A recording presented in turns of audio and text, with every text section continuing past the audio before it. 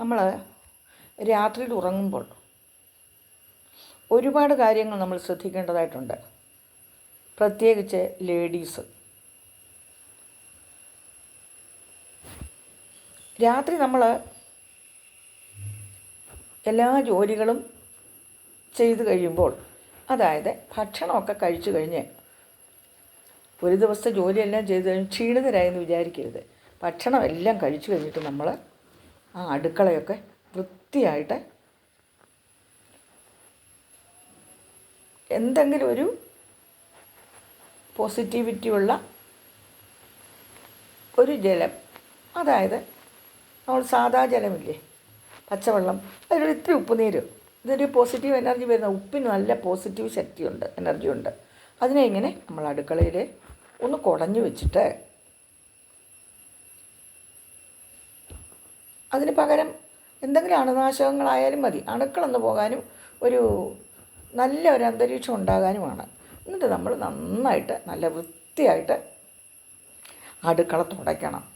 തുടച്ച് കഴിഞ്ഞ് ഇതേപോലെ തന്നെ ഡെറ്റോളോ എന്തെങ്കിലും ഒഴിച്ച് ആ സിങ്കെല്ലാം വൃത്തിയായിട്ട് കഴുകണം, കഴുകി തുടയ്ക്കണം. തുടച്ച് കഴിഞ്ഞിട്ട് അപ്പം തന്നെ ആ ചപ്പ കഴുകി ഇറുക്കി പിഴിഞ്ഞ് വർക്ക് ഏരിയയിലോ എവിടെയെങ്കിലും കൊണ്ടുവയ്ക്കണം. അതങ്ങനെ വെള്ളത്തോടു കൂടി അവിടെ ഒരു മൂലയ്ക്ക് കൂട്ടി വയ്ക്കാനേ പാടില്ല. അതുപോലെ തന്നെ രാത്രി നമ്മൾ ഭക്ഷണം കഴിച്ചു കഴിഞ്ഞാൽ ഒരു പിടി ചോറ്, പണ്ടത്തെ കാലത്തെ ചില ആചാരങ്ങളാണ്, പഴഞ്ചൊല്ലിൽ പതിരില്ലെന്നാണല്ലോ. അപ്പോൾ ഒരു പിടി ചോറ് നമ്മളൊരു ബൗളിൽ മാറ്റി അവിടെ വയ്ക്കണം. അത് എന്തിനെന്ന് വെച്ചാൽ, നമ്മുടെ ഒരു സങ്കല്പമാണ്, രാത്രി നമ്മുടെ പിതൃക്കളൊക്കെ വന്നൊക്കെ ഒന്ന് വിസിറ്റ് അടിച്ച് എന്തൊക്കെ ഉണ്ടെന്നൊന്ന് അറിയാൻ വരുമത്രേ. അപ്പോൾ അവർ വന്നിട്ട് നിരാശരായിട്ട് പോകരുത്, അവർക്ക് എന്തെങ്കിലും ഒന്ന് കുറച്ചവിടെ ഉണ്ടാകണം. ഇപ്പം പിന്നെ എല്ലാ വീടുകളിലും ചപ്പാത്തിയൊക്കെയാണ്. അപ്പോൾ ഉച്ചക്കത്തെ ചോറ് കുറച്ചവിടെ എടുത്ത് മാറ്റി വയ്ക്കണം, രാത്രിയിൽ അത് അവിടെ അടച്ച് സൂക്ഷിച്ച് വയ്ക്കണം. അതേപോലെ തന്നെ രാവിലെ അതെടുത്ത് നമ്മളത് കാക്കയ്ക്കോ കൊടുക്കുക. നമുക്കൊരു പിതൃസങ്കല്പം ഉണ്ടല്ലോ കാക്കേ, അപ്പോൾ കാക്കയ്ക്ക് ആ മതിലോ എവിടെയും വെച്ച് കൊടുക്കുക. അതൊന്ന് എടുത്തുകൊണ്ട് പോയിക്കോളും. അത് എടുത്തുകൊണ്ട് പോവുകയോ ഇല്ലയോ എന്ന് നമ്മൾ ശ്രദ്ധിക്കണ്ട. പിന്നെ അതുപോലെ തന്നെ രാത്രിയിൽ നമ്മൾ എന്താ പറയാൻ വന്ന ഒരു പോസിറ്റീവ് എനർജി കിട്ടുന്നതിന് വേണ്ടി നമ്മുടെ ബെഡ്റൂമിൻ്റെ ആ ജനലിൻ്റെ ഓരത്തോ എവിടെയും ഒരു ചെറിയ ബൗളിൽ ഒരിത്തിരി ഉപ്പ് കൊണ്ടവിടെ വയ്ക്കുക. ഇതൊന്നും അന്ധവിശ്വാസങ്ങളൊന്നുമല്ല. ഇതിനൊക്കെ ഉപ്പിനൊരു പോസിറ്റീവ് എനർജി ഉള്ളത് തന്നെയാണ്. പിന്നെ ആ പരിസരത്തെ ശുദ്ധീകരിക്കുന്നതിന് ഉപ്പിന് സാധിക്കും, അല്ലേ? അത് അങ്ങനെ. പിന്നെ പാത്രമൊക്കെ നമ്മൾ കഴുകി വൃത്തിയാക്കി വയ്ക്കണം. ഇനിയിപ്പോൾ വയ്യോളം ജോലിക്ക് പോകുന്ന ലേഡീസൊക്കെ ആണെങ്കിൽ അവർക്കതെല്ലാം കഴുകി വൃത്തിയാക്കി വയ്ക്കാൻ സാധിക്കുന്നില്ലെങ്കിൽ അതെല്ലാം കൂടെ അടുക്കളയിൽ നിന്ന് മാറ്റി വർക്ക് ഏരിയയിൽ കൊണ്ടുപോയി ആ സിങ്കിനകത്ത്, ഇനി വർക്ക് ഏരിയ ഇല്ലാത്തവരാണെങ്കിൽ അടുക്കളയിലെ സിങ്കിനകത്ത് നമ്മൾ പാത്രം കഴുകുന്ന സിങ്കിലിട്ട് കുറച്ച് വെള്ളം ഒഴിച്ച് ആ എച്ചിലിനെ അങ്ങ് മാറ്റിയിട്ട് അവിടെ ഇടണം. രാവിലെ ജോലിക്ക് ആളോ ആരെങ്കിലും വരുവാണെങ്കിൽ, അല്ലെങ്കിൽ നമ്മൾ തന്നെ നേരെ അങ്ങ് കഴുകണം. അത് ജോലിക്ക് പോകുന്ന അമ്മമാരോടാണ് ഞാൻ പറഞ്ഞത്, വീട്ടിൽ നിൽക്കുന്നവരോടല്ല.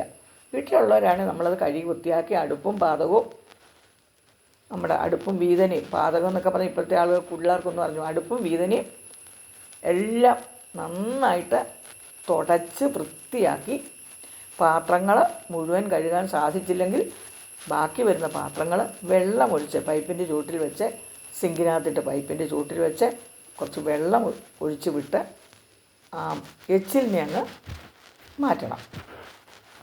പിന്നെ നമ്മൾ കുളിക്കുന്ന കാര്യം, ഇത് രാത്രിയിലത്തെ കുറച്ച് കാര്യങ്ങളാണ് ഞാൻ പറഞ്ഞത്. രാത്രിയിൽ അതുപോലെ വേറൊന്ന്, നമ്മൾ രാത്രി കിടക്കാൻ നേരത്തെ നമ്മൾ വിശ്വസിക്കുന്ന ഏത് ഈശ്വരനാണോ, ഏത് മതസ്ഥരായാലും അവരുടെ വിശ്വാസത്തിലുള്ള പിന്നെ ദൈവത്തെ നമ്മൾ മനസ്സിൽ ആരാധിച്ചുകൊണ്ട് ജപിച്ചുകൊണ്ട് കിടക്കുക. ഇപ്പം ഞാൻ എന്നും ചെയ്യുന്നതെന്ന് വെച്ചാൽ, ഞാൻ ഉറങ്ങുന്നിടം വരെ ഓം നമഃശിവായ ജപിക്കും.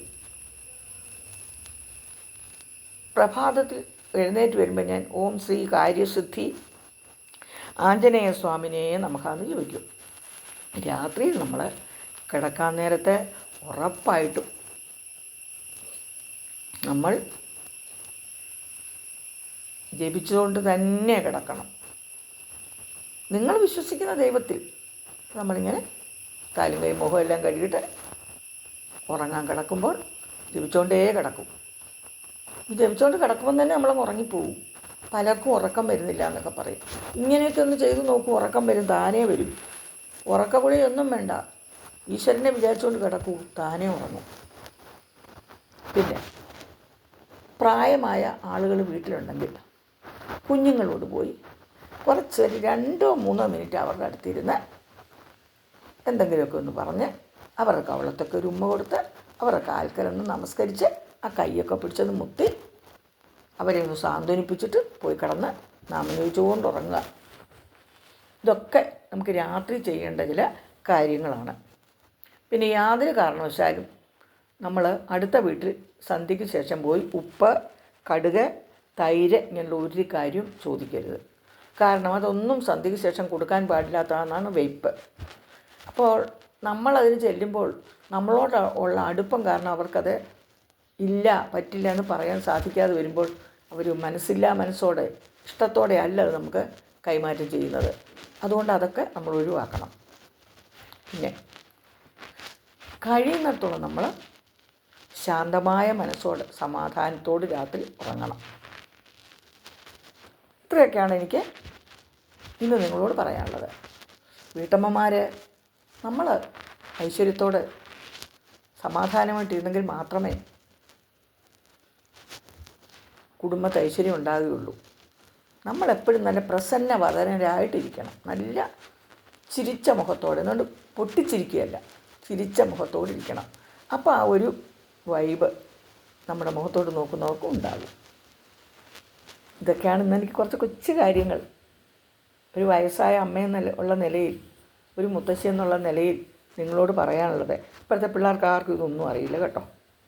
അപ്പോൾ ഇത്രയും കാര്യങ്ങൾ നിങ്ങൾക്ക് പ്രയോജനപ്പെടുകയാണെങ്കിൽ ടീച്ചർക്ക് ഒത്തിരി സന്തോഷമായി.